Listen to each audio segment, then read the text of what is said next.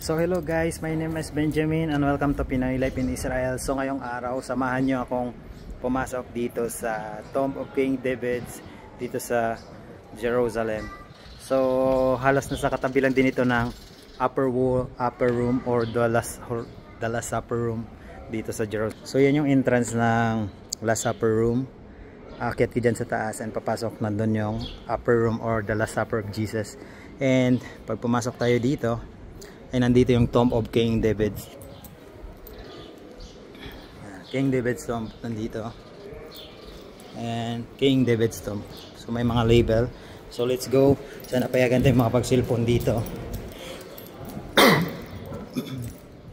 So yan yung makikita nyo dito. Hoping na payagan akong makapag-signal. King David's Tomb, may arrow.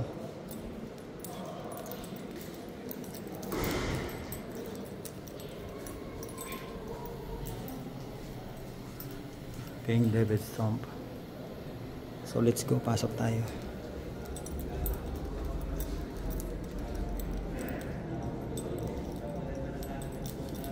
Shalom. Thank you.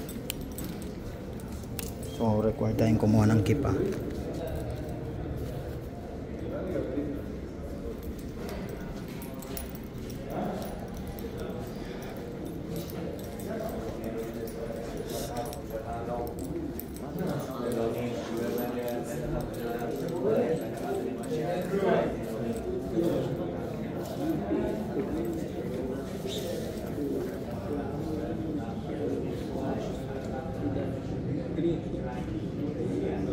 So yung nakikita nyo yung Tomb of King David.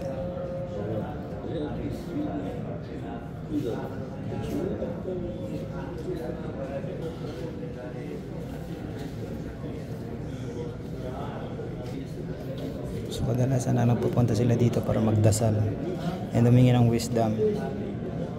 So yun yung Tomb of King David. So yung other side ay para sa mga babae, other side para sa mga lalaki. So laging nahahati. Ito kung hawakan naman yung Tomb of King David.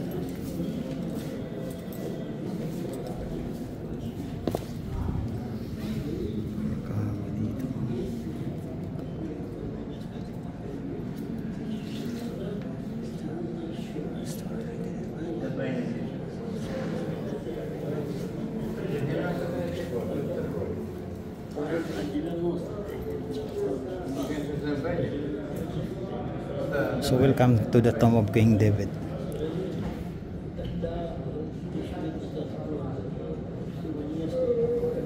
Let's go.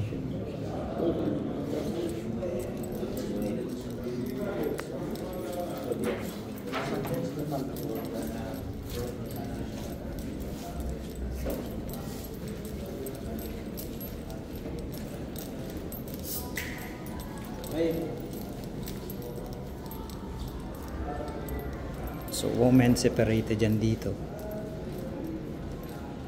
Of course the men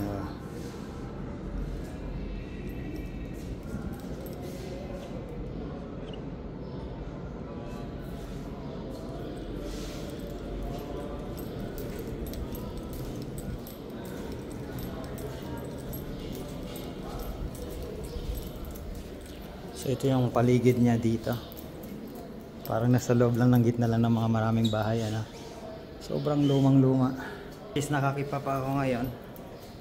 Bawal kasi pumasok doon ng hindi nakakipa. So share ko lang sa inyo na meron tayong kipa ngayon.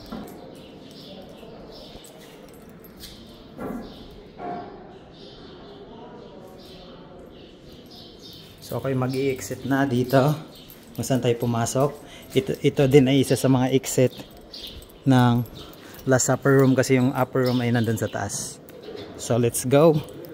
And sana enjoy kayo na nakita nyo yung Tomb of King David dito sa Jerusalem. So doon ang entrance. So palabas na ako. Yung last upper room na sa taas. Sa taas. Kaya kung napapansin nyo, same lang yung itsura niya. Of course the Dormition Abbey paglabas.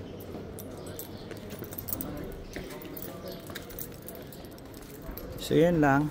Bye and see you next time. God bless from Jerusalem.